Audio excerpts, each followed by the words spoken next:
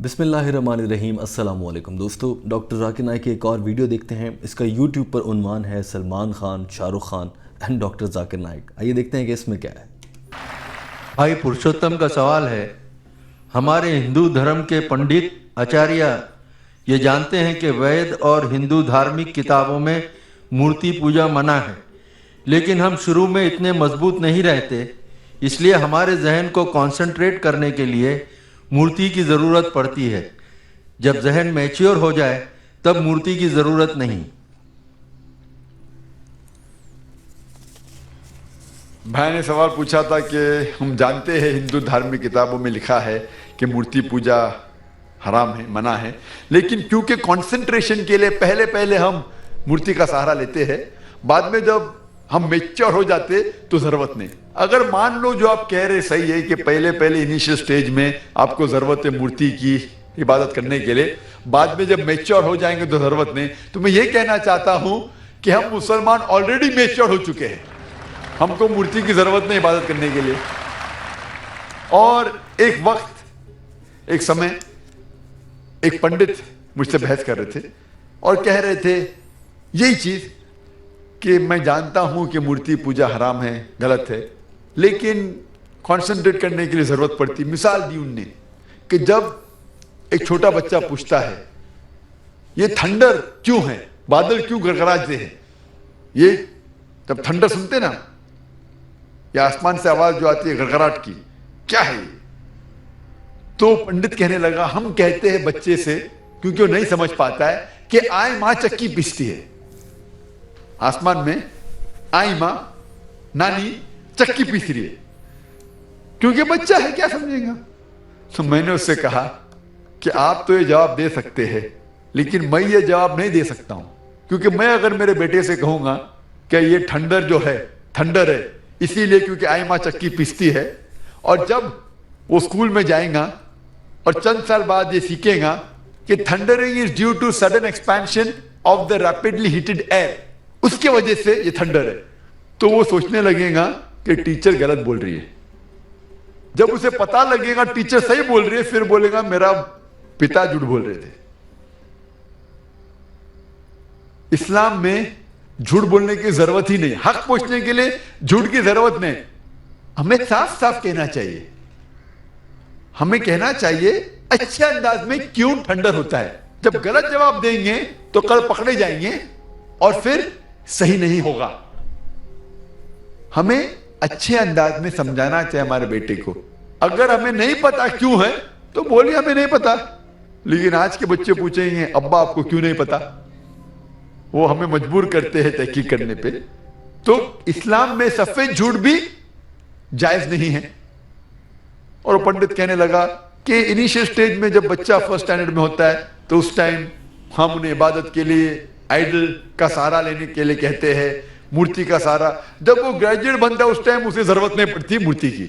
तो मैं उस पंडित से कहा जब भी हम मैथमेटिक्स सिखाते हैं बच्चे को फर्स्ट स्टैंडर्ड में, बेसिक्स जो फंडामेंटल सिखाते हैं फर्स्ट सेकंड थर्ड में, वो मजबूत होना चाहिए। जब फंडामेंटल्स ही गलत है तो इमारत तो बिल्कुल गलत होगी। फंडामेंटल्स कभी गलत नहीं हो सकते। मैथ जब सिखा रहे तो आप ट्रिग्नोमेट्री, लॉगरिथम तो बाद में सिखाइए, अलजेब्रा, लेकिन बेसिक तो सही सिखाइए। फर्स्ट और सेकंड में 2 + 2 = 4। अगर मेरा बच्चा कहेगा 2 + 2 = 5, मैं कहूंगा नो प्रॉब्लम। आप जब 10th स्टैंडर्ड में आएंगे उस टाइम में कहूंगा 2 + 2 ≠ 5 = 4। ये गलत है।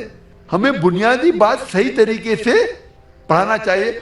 और वेद में बुनियादी बात है कि ईश्वर, खुदा का कोई भी प्रतिमा नहीं है, कोई भी आइडल नहीं है, कोई भी इमेज नहीं है।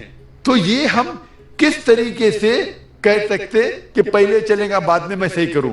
जो चीज गलत है, ये हमारा फर्ज है कि उनको बताए कि आइडल वर्शिप गलत है, बुत परस्ती गलत है, और सही चीज है कि सिर्फ हम एक खुदा की इबादत करें जिसका कोई भी प्रतिमा नहीं है। Hope that answers the question. दोस्तों आपने ये वीडियो देखी, डॉक्टर साहब ने बड़ा मुफस्सिल जवाब दिया है, कम वक्त में ज़्यादा मीनिंगफुल अल्फाज से। अलबत्ता जो इसका टाइटल है सलमान खान शाहरुख खान, ऐसा वीडियो के अंदर कुछ भी नहीं है।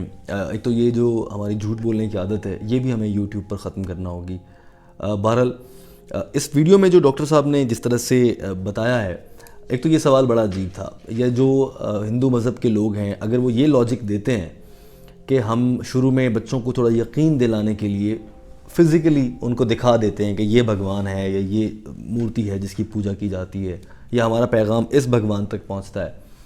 अगर जितने भी मज़ाहिब हैं वो तो हैं ही, मोस्ट ऑफ देम वो ये मांगते हैं कि आप गैब पर यकीन रखें, नज़र ना आने के बावजूद यकीन करें, तभी तो आप उस मज़हब का हिस्सा माने जाएंगे। अगर हम मुसलमानों में से किसी ने खुदा नहीं देखा, किसी ने नबी करीम सल्लल्लाहु अलैहि वसल्लम को इस दौर के लोगों में से नहीं देखा, मगर जो कुरान मजीद की सूरत में पैगाम मुसलमानों तक पहुंचा है उस पर हम अमल करते हैं और पूरा यकीन रखते हैं। अब ये तो नहीं है कि हम अपने बच्चों को ये वैसे वैसे कहना शुरू कर दें कि फ़लाँ इमारत जो है, या फ़लाँ मंज़र जो है, या वो जो पत्थर है, या कुछ ऐसी चीज़ जो है वो खुदा है। ये तो फिर इसका मतलब है कि मज़हब में वो अट्रैक्शन ही नहीं है, वो जो गैब का ईमान डेवलप करने की सलाहियत किसी भी मज़हब में होती है वो तो आपके मज़हब में है ही नहीं। तो ये तो बड़ा बच्चों वाला एक एक्सक्यूज़ है कि आप अपने बच्चों को इसलिए मूर्ति पूजा करवा देते हैं कि उनका ज़रा यकीन आने लगे। अगर आपके बच्चों को यकीन करना है तो वो ऐसे करना चाहिए उन्हें आपके मज़हब पर। उस मज़हब की चीज़ें इतनी कन्विंसिंग होनी चाहिए, उसके अहकामात ऐसे होने चाहिए, बच्चों को भी लगे, ख़ुद से लगे कि हाँ इस किताब में जो लिखा है वो ठीक लिखा है। उसके लिए हमें किसी मूर्ति वगैरह की ज़रूरत नहीं है। भारत डॉक्टर साहब ने बड़ा अच्छे से एक्सप्लेन भी कर दिया। मगर एक और अहम बड़ा पहलू जो इसमें उठाया है कि बच्चों के साथ झूठ नहीं बोलना चाहिए। ये बहुत अहम है दोस्तों। लेकिन इस दौर के बच्चे भी अब ऐसे आ रहे हैं कि उनके साथ आपको बाज़-औक़ात बोलना भी पड़ता है, क्योंकि उनके सवालात ऐसे होते हैं, या फिर पेरेंट्स, चूँकि हम ज़िंदगी बड़ा मसरूफ़ हो गई है, वो वक्त नहीं दे सकते बच्चों को, तो वो बाज़-औक़ात जान छुड़ाने के लिए उल्टे सीधे जवाबात झूठ बोलकर बच्चों को दे देते हैं, जिससे बच्चों की तरबियत पर बहुत बुरा असर पड़ता है। और उनके अंदर जो सबसे पहली चीज़ वो सीखते हैं इस झूठ के ज़रिए, कम उम्र में ही वो ये सीख जाते हैं कि मेरे अब्बा झूठे हैं, या फिर ये समझेंगे कि जिसने मुझे कोई और उसको जब सही बताएगा बच्चे को तो उन्हें लगेगा कि मेरा उस्ताद झूठा है।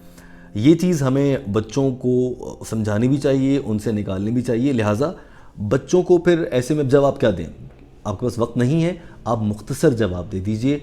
बच्चे को समझ नहीं आ रहा तो आप उसे कहें कि रिसर्च करें, जाओ भाई से भी पूछ लो, कुछ बहन से पूछ लो, अम्मी से पूछ लो। मगर अगर आप उस पर कुछ झूठ या गलत बता देंगे तो उसका आपसे एतबार उठेगा। कल को जब वो ज़रा सा जवान होने लगेगा, आप उससे बुरी आदत से मना करेंगे तो वो ये बोलेंगे कि अब्बा आज फिर झूठ बोल रहे होंगे जैसे पहले बोला था, और फिर ये करते करते करते आपकी कोई बात नहीं मानेगा, और यूँ वो अपना मुस्तकबिल भी तबाह कर सकता है। लिहाजा हमें इस बात का भी बहुत ख्याल रखना है। अलबत्ता दोस्तों, आपको डॉक्टर साहब की ये वीडियो कैसी लगी है अपना कमेंट ज़रूर कीजिएगा।